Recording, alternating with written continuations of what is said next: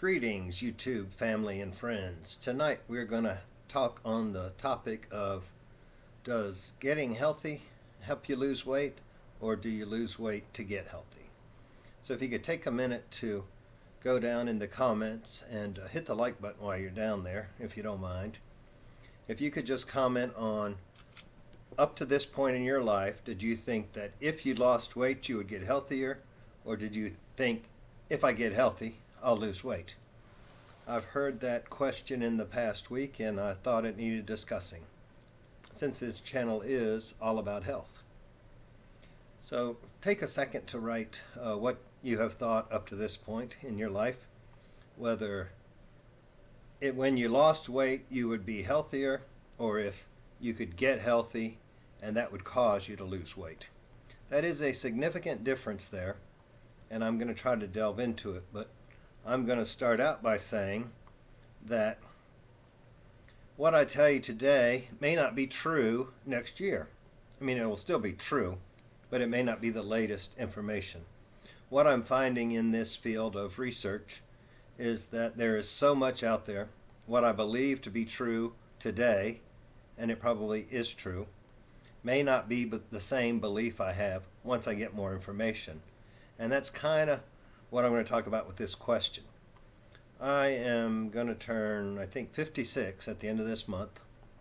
I'm hoping I get some new of these things for my birthday. This pair I have disconnects more than it connects, and it's starting to really irritate me, but I also don't want to spend $100 on a nice pair, a really nice pair. Maybe you could put that in the comments if you know of a great pair of Bluetooth headphones that don't disconnect when you're on a phone call. These things will, I'll be listening to a YouTube and then I'll stop, make a phone call, and the person on the phone call can't hear me because they are not communicating anymore. So I hope you can hear me on this video, because I'll be upset if I talk for 10 or 15 minutes and all you see is my mouth moving.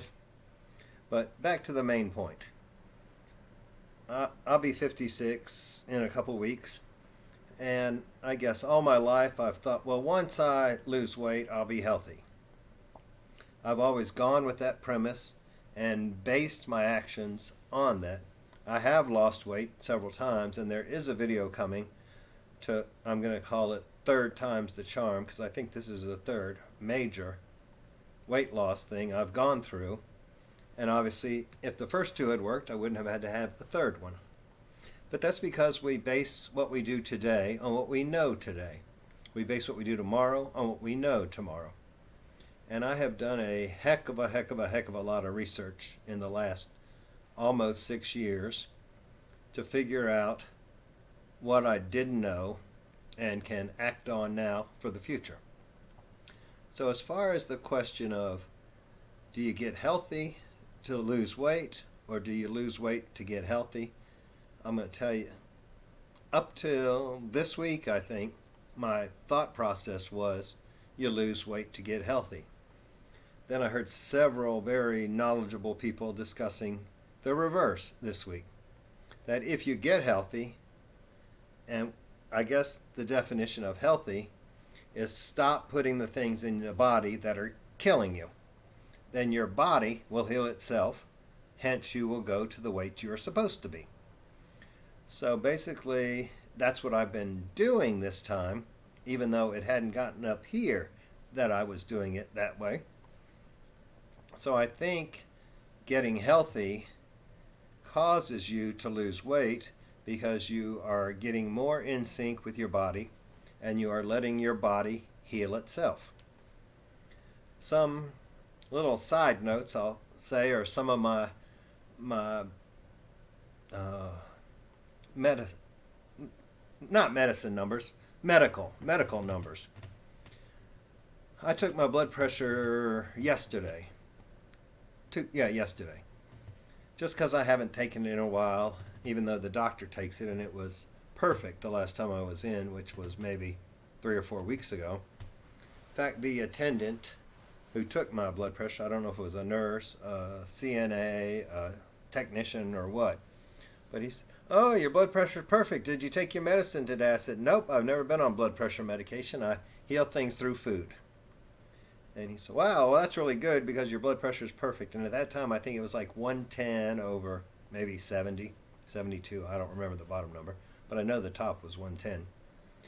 And yesterday, it was 96 over 61, which is the absolute lowest blood pressure I have had in my entire life. Not that that was a goal in all of this, but any healthy step is a goal when you're changing your health. That's just an indicator that I'm on the right path. And it may mean more than I think it means. But I sent an email off to Dr. Berry. I texted Verda, and I sent an email to the wellness lady at the city I work for. Of course, she's off for the weekend, but I'm sure she'll have something to say when I get back. Dr. Mabry responded, "Congratulations on your excellent blood pressure reading." So that tells me a doctor's looked at it and it's nothing dangerous about it. You know, I showed it to some people and they go, "Oh, that's awful low. You might be going too low." I'm like, nah. And it kind of blows out of the water that salt is the reason for higher blood pressure, because I had drinking not one, but 2 cubes of bouillon before I went to bed the night before. And then I took that almost when I got up in the morning. And bouillon is very salty. That's why Verda tells us to drink it. It helps eliminate the night cramps, which I haven't had in quite some time now. So I think I've gotten the magnesium and the sodium balanced out, even though it may not be perfect all the time. I haven't had a cramp that woke me up probably in 3 weeks now. So that also is a sign that things are moving in the right direction. A little bit about my blood pressure. Like I said, I've never been on blood pressure medication. For decades, doctors have been threatening that if it goes up, they'll put me on medicine. And I shouldn't say decades, because I really didn't go to doctors before I had the incident in 2015. But even 20, 30 years ago in college, when we would have a blood drive and I'd go to give blood, they take my blood pressure. Here I'm 19, 20, 21 years old, and the attendant would always say, "Oh, did you rush to get over here? Did you have a hard day or something?" I said, "I may have rushed a little, but nothing out of the ordinary." They said, "Because you're borderline high blood pressure." Of course, back then, borderline was like near 140, 150.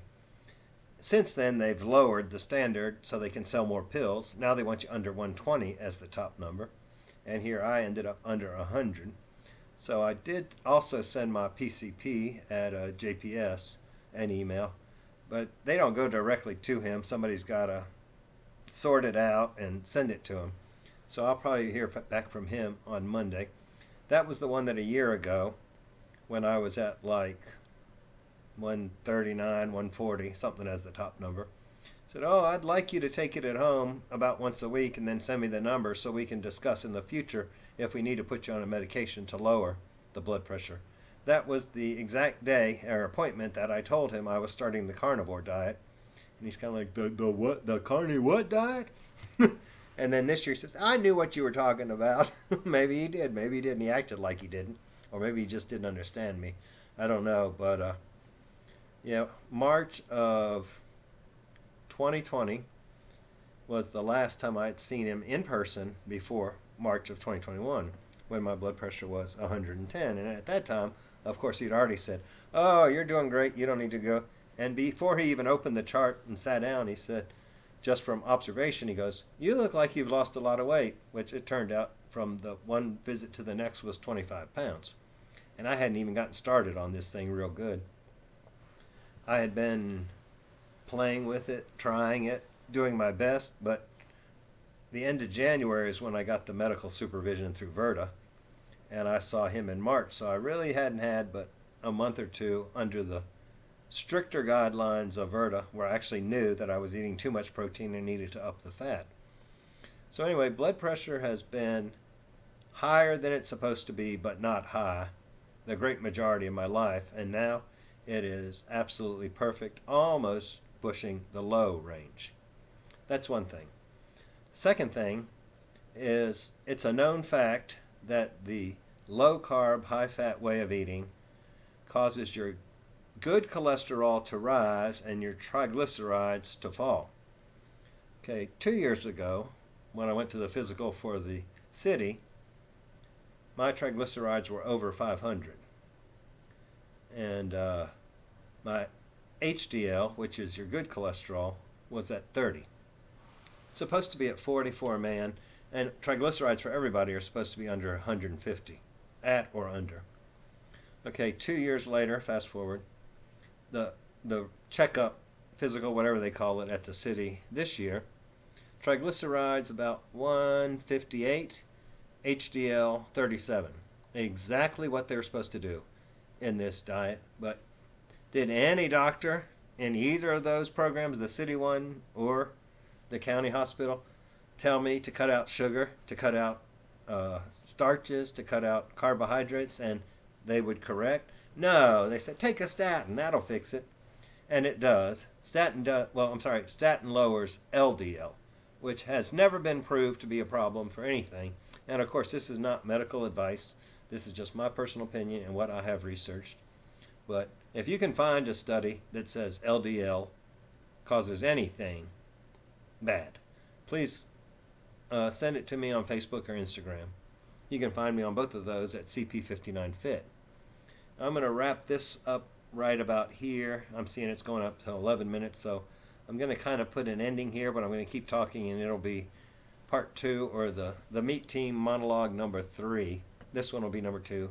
The next one I'm going to be number 3, because I have some resources I found this week I want to share with you, but I don't want this to go terribly long. So if you're getting anything out of these talks, please go to the comments and write a comment. Please hit the subscribe button if you have not already, and always please hit the like button. But I'm going to kind of put a break in here now so I can transition to another video. Thank you for watching. God bless, and I'll be right back, but it probably won't get posted for about a week. Thanks, bye-bye.